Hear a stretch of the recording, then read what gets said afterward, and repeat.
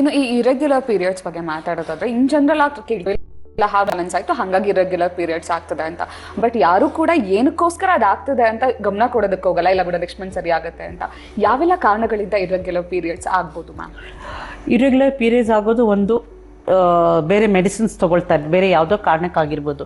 ಉದಾಹರಣೆಗೆ aunty depressants ಇರ್ಬೋದು, ಮಾನಸಿಕ ತೊಂದರೆಗೆ ಒಳಗಾಗಿ ಅದಕ್ಕೆ ತಗೊಳ್ಳೋಂಥ ಮಾತ್ರೆಯಿಂದನೂ ಪೀರಿಯಡ್ಸ್ ಇರೆಗ್ಯುಲರ್ ಆಗುತ್ತೆ. ಆನಂತರ ಸ್ಟ್ರೆಸ್ಸಿಂದನೂ ಇರ್ಬೋದು, ಸ್ಟ್ರೆಸ್ಸು, ಆಂಗ್ಸೈಟಿ, ಈಗ ಕೆಲಸಕ್ಕೆ ಒತ್ತಡಕ್ಕೆ ಒಳಗಾಗಿ ಅದಕ್ಕೆ ಅವ್ರಿಗೆ ಗಮನನೇ ಕೊಟ್ಟಿಲ್ಲ, ಅವ್ರಿಗೆ ಯಾವತ್ತಾಗಿ ಡೇಟೇ ಮರ್ತೋಗ್ಬಿಟ್ಟಿರುತ್ತೆ. ಸೊ ಕೆಲಸದ ಒತ್ತಡಕ್ಕೆ ಒಳಗಾಗಿ ಅದು ಆಗಿರ್ಬೋದು, ಅಥವಾ ಮ್ಯಾಲ್ನ್ಯೂಟ್ರಿಷನಿಂದ ಆಗಿರ್ಬೋದು, ಅಥವಾ ಅವರ ರಕ್ತದಲ್ಲಿ ಹಿಮೋಗ್ಲೋಬಿನ್ ಕಡಿಮೆ ಆದಾಗಲೂ ಅಷ್ಟೇ ಪೀರಿಯಡ್ಸ್ ರೆಗ್ಯುಲರ್ ಆಗ್ಬೋದು. ಅಥವಾ ಇನ್ನು ಹೇಳಬೇಕಂತಂದರೆ ಈ ಹಾರ್ಮೋನಿಲ್ ಇಂಬ್ಯಾಲೆನ್ಸು, ಥೈರಾಯ್ಡ್ ಪ್ರಾಬ್ಲಮಿಂದ ಆಗಿರ್ಬೋದು, ಅಥವಾ ಪ್ರೊಲ್ಯಾಕ್ಟಿನ್ನಿಂದ ಆಗಿರ್ಬೋದು, ಅಥವಾ ಒಂದ್ಸರಿ ತಲೆನೋವು ತುಂಬ ತಲೆನೋವು ಅಂತಾರೆ, ತಲೆನೋವಿಂದ ನನಗೆ ಪೀರಿಯಡ್ಸ್ ಇರೆಗ್ಯುಲರ್ ಆಗಿಬಿಟ್ಟಿದೆ, ಅಥವಾ ಪೀರಿಯಡ್ ಇರೆಗ್ಯುಲರ್ ಆಗಿದೆ ಅದಕ್ಕೆ ನನಗೆ ತಲೆನೋವು ಬರ್ತಾ ಇದೆ ಅಂತ ಅನ್ನೋ ಸಂಭವ ಇರುತ್ತೆ. ಅಂಥ ಸಂದರ್ಭದಲ್ಲಿ ಬ್ರೈನಲ್ಲಿ ಎಲ್ಲಾದರೂ ಸಣ್ಣ ಒಂದು ಟ್ಯೂಮರ್ ಆಗಿರುತ್ತೆ, ಅದು ಗೊತ್ತಾಗೋದೇ ಇಲ್ಲ. ಸೊ ಆ ಟ್ಯೂಮರಿಂದ ಏನಾಗುತ್ತೆ, ನಮಗೆ ಫುಲ್ ಹೆಣ್ಮಕ್ಳಿಗೆ ಹಾರ್ಮೋನ್ಸ್ ಕಂಟ್ರೋಲ್ ಮಾಡೋದೇ HPO ಆಕ್ಸಿಸ್ ಅಂತೀವಿ. ಡಾಕ್ಟರ್ ಅದ್ರ ಬಗ್ಗೆ ಮಾತಾಡ್ತೀನಿ. ಅನಿತಾ ಅಂತ ಚಿಂತಾಮಣಿಯಿಂದ ಕರೆ ಮಾಡಿದ್ದಾರೆ. ನಮಸ್ತೆ ಅನಿತಾ ಅವರೇ. ನಮಸ್ತೆ ಮೇಡಮ್. ನಮಸ್ತೆ ಅನಿತಾ, ಹೇಳಿ ಮೇಡಮ್. ಪೀರಿಯಡ್ ಇರೆಗ್ಯುಲರ್ ಆಗಿದೆ ಮೇಡಮ್. ಅದು ಟ್ಯಾಬ್ಲೆಟ್ಸ್ ತಗೊಂಡ್ರೆ ಮಾತ್ರ ಆಗುತ್ತೆ. ನಿಮ್ಮ ವಯಸ್ಸು ಎಷ್ಟುಮಾ? ವಯಸ್ಸು 32 ಮೇಡಮ್. ಓಕೆ. ಈ ಥರ ಇರೆಗ್ಯುಲರ್ ಆಗಿರೋದು ಇತ್ತೀಚೆಗೆನಾ ಅಥವಾ ಮುಂಚೆಯಿಂದನೇನಾ? ಇಲ್ಲ ಮೇಡಮ್, ಒಂದು 3 months ಇಂದ. 3 months.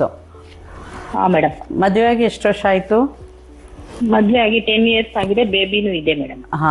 ಸೊ 3 years ಇಂದ ನಿಮ್ಗೆ ಇರೆಗ್ಯುಲರ್ ಆಗಿದೆ ಅನ್ನೋದಕ್ಕೆ ನೀವೇನಾದರೂ ತೂಕ ಹೆಚ್ಚಾಗಿದೆಯಾ? 3 months ಇಂದ ಅಷ್ಟೇ ಮೇಡಮ್, 3 years ಇಂದ ಇಲ್ಲ. ಅಲ್ಲ, 3 months ಇಂದಾನೆ ತೂಕ ಏನಾದ್ರು ಹೆಚ್ಚಾಗಿದೆಯಾ? ಸ್ವಲ್ಪ ಆಗಿದೆ ಮೇಡಮ್, ಒಂದು 3 kgs ಆಗಿದೆ ಮೇಡಮ್. ಅದೇ ಸ್ವಲ್ಪ ಇದು ಏನಾಗುತ್ತೆ, ತೂಕ ಹೆಚ್ಚಾದಾಗ ಹಾರ್ಮೋನ್ಸ್ ಏರ್ಪೇರ್ ಆಗುತ್ತಮ್ಮ, ಅದರಿಂದ ಪೀರಿಯಡ್ಸ್ ಇರೆಗ್ಯುಲರ್ ಆಗೋ ಸಾಧ್ಯತೆ ಇರುತ್ತೆ. ನೀವೇನು ಮಾಡಬೇಡಿ, ತೂಕ ಕಡಿಮೆ ಮಾಡ್ಕೊಳ್ಳಿ, ಸರಿ ಹೋಗ್ಬೋದು. ಮೇಡಮ್, ಟ್ಯಾಬ್ಲೆಟ್ ತಗೊಂಡ್ರೆ ಆಗುತ್ತೆ, ಬಟ್ ಬ್ಲೀಡಿಂಗ್ ಏನು ಇಲ್ಲ, ಕಾಣಿಸೋದಿಲ್ಲ ಮೇಡಮ್. 1 day ಅಷ್ಟೇ ಮೇಡಮ್. ಟ್ಯಾಬ್ಲೆಟ್ ತಗೊಂಡ್ರು ಅಷ್ಟೇ 1 day ಅಷ್ಟೇ ಆಗುತ್ತೆ ಮೇಡಮ್. ಅದೇ ಈ ತರ ಆಗೋದು ಸಾಮಾನ್ಯವಾಗಿ ಹಾರ್ಮೋನ್ಸ್ ಏರ್ಪೇರ್ ಆದಾಗ್ಲೇನೆ. ಇದೇನಾಗುತ್ತೆ, ಹಾರ್ಮೋನ್ಸ್ ಏರ್ಪೇರ್ ಆಗೋದಕ್ಕೆ ನೀವು ತೂಕ ಹಾಕಿರ್ಬೋದು, ತೂಕ ಜಾಸ್ತಿ ಆಗಿರ್ಬೋದು, ಅಥವಾ ತೂಕ ಜಾಸ್ತಿ ಆಗಿರೋದಕ್ಕೆ ಹಾರ್ಮೋನ್ಸ್ ಏರ್ಪೇರ್ ಆಗಿರ್ಬೋದು.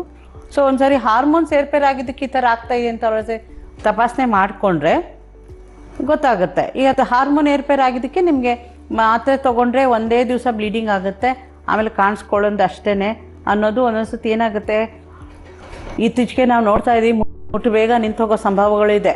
30, 32, 35ಕ್ಕೆ ನಿಂತೋಗ್ತಾ ಇದೆ ಈ ನಡುವೆ. ಸೊ ಆ ಥರ ಏನಾದರೂ ಸಂಭವ ಇದ್ರೂ ಇರ್ಬೋದು. ಸೊ ಅದಕ್ಕೆ ಮತ್ತೆ ಬೇರೆ ಥರ ವಿಚಾರಣೆ ಬರುತ್ತೆ.